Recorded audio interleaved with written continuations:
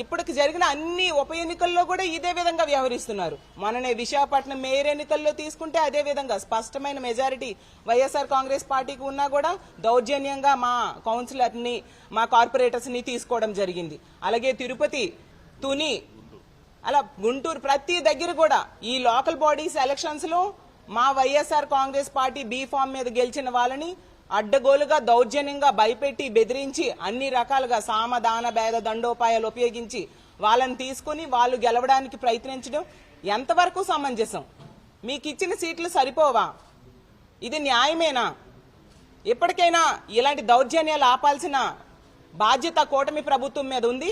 ఈ తిరువూరు మున్సిపల్ ఉప ఎన్నికల్లో ఈరోజు ఖచ్చితంగా మా కార్పొరేటర్స్ కి రక్షణ కల్పించమని రాష్ట్ర ఎన్నికల అధికారి అయిన నీలం సాహ్ని గారిని మేమందరము వెళ్లి విన్నవించుకోవడం జరిగింది. ఆవిడ సానుకూలంగా స్పందించారు. ఖచ్చితంగా రక్షణ కల్పిస్తామన్నారు. కోర్టుకు కూడా మేము వెళ్లడం జరిగింది.